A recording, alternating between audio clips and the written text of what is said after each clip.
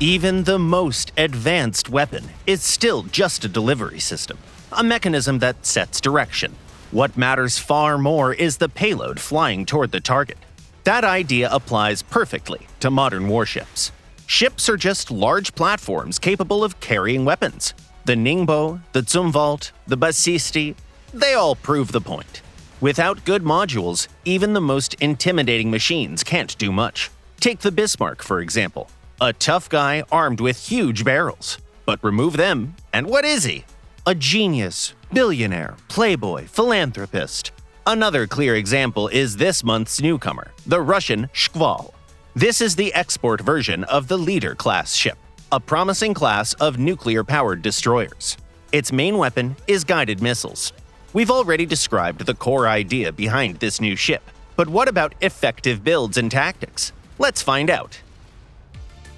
The Shkval inherited both the strengths and the weaknesses of the Leader. The obvious upside is its rich arsenal. It carries 4 missiles, 4 grenade launchers, and a cannon. That's an excellent toolkit for dominating the waters.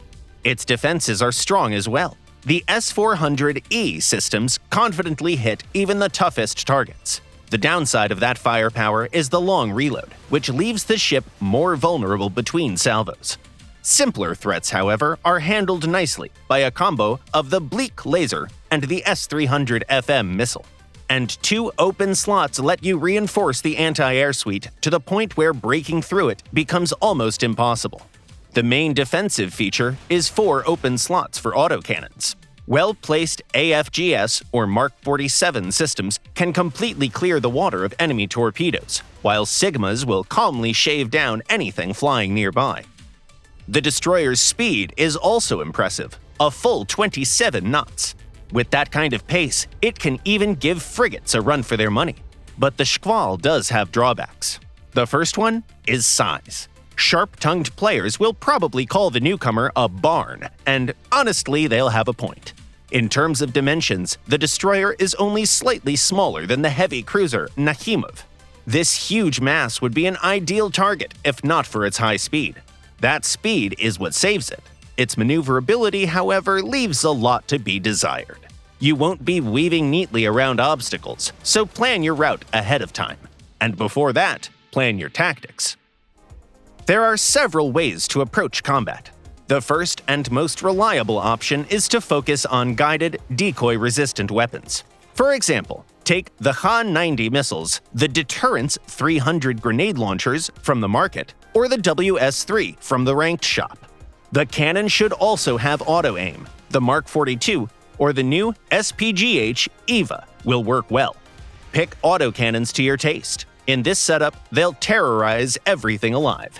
If you get spotted, immediately go full speed, activate electronic warfare, and run for the nearest cover. Not very heroic, but very effective.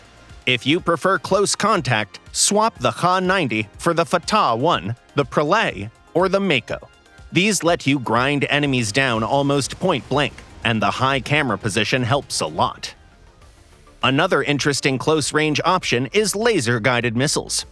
The YJ-19 is perfect here. For the grenade launcher slot at short range, the TRG-300, the PHL-191, or the MAR-290 are natural picks. Choose the cannon at your own discretion.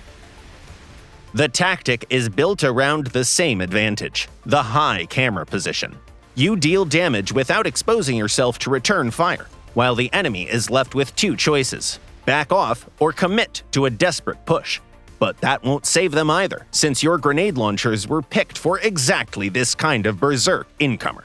Of course, this is only a small part of what the Shkval can do. If you find a more effective strategy, be sure to share it in the comments. That's all for today, Commanders. We'll see you at sea.